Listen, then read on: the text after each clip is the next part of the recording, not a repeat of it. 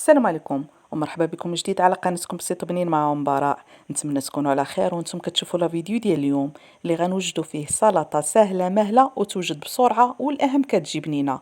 وهذا وقتها مع هاد الحراره اللي كنقلبوا على وصفات يكونوا ساهلين ويوجدوا بالخف، والاهم كيجيو بنان بزاف. ما بقى لكم غير تبقاو مع لا فيديو للاخير نشوفوا كل هذا بالتفصيل.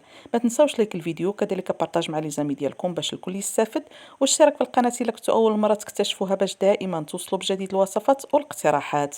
ودابا نمروا لتطبيق الوصفه على بركه الله. اول حاجه كناخذوا كميه ديال الماء كنخليوها حتى كتغلي، من بعد كنضيفوا لها الملح وزيت نباتيه، من بعد غادي نضيفوا لهم لسان الطير من بعد ما كنكونوا غسلناه وصفيناه جيدا. الكميه كتبقى على حساب الرغبه. غادي نخلطوا الكل جيدا ونتركوه يطيب واحد المده ديال 8 ديال الدقائق على الاقل. من بعد ما كيطيب وكيصبح واجد بهذا الشكل هكذا صافي كنصفيوه، ومن بعد غادي نمروا باش غنضيفوا له باقي مكونات السلطه اللي غنحتاجوا فيها الفلفل الاخضر، نصف حبه ديال الفلفل الاخضر من بعد ما كنقطعوها رقيق بهذا الشكل هكذا، كذلك ربع حبه ديال الفلفل الاحمر. نضيفوا كذلك الزيتون الاخضر مقطع، عندنا كذلك المرتديلا على حسب الذوق، ونضيفوا كذلك المايس او الذره. عندنا كذلك الفخوماج الاحمر او الشيدر على حسب المتوفر وعلى حسب الرغبه وعلى حسب اللي تفضلوا. نضيفوا كذلك الثوم ونحتفظوا بالزيت ديالو الاخر. دابا غادي نمروا باش غادي نوجدوا الصلصه.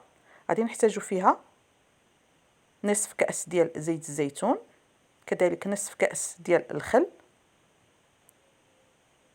نضيفوا لهم 3 ديال المعالق صغار ديال المايونيز صنع منزلي من الأحسن، كذلك غادي نضيفوا 2 معالق ديال الموطارد أو الخردل،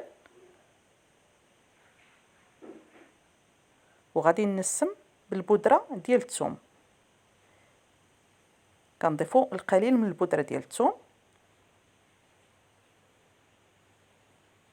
كذلك الفلفل الأسود والملح على حسب الذوق.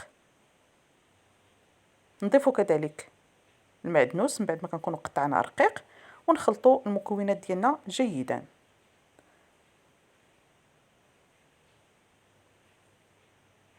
غنضيفوا لهم هذاك الزيت ديال الطون اللي كيزيد يعني كيبنن هاد الصلصه ديالتنا.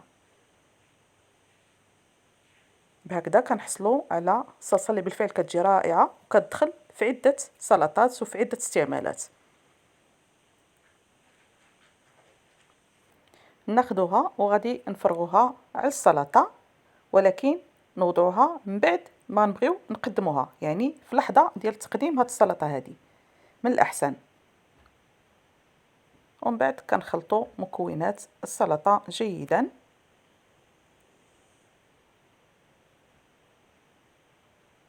بالفعل هاد السلطه كتجي رائعه البنات، كتجي يعني صيفيه بامتياز، كتجي خفيفه، كتوجد بسرعه وبالخف، يعني ما كتاخذ منك لا جهد ولا وقت كثير، وفي الاخير كتحضري سلطه اللي كتجي مميزه.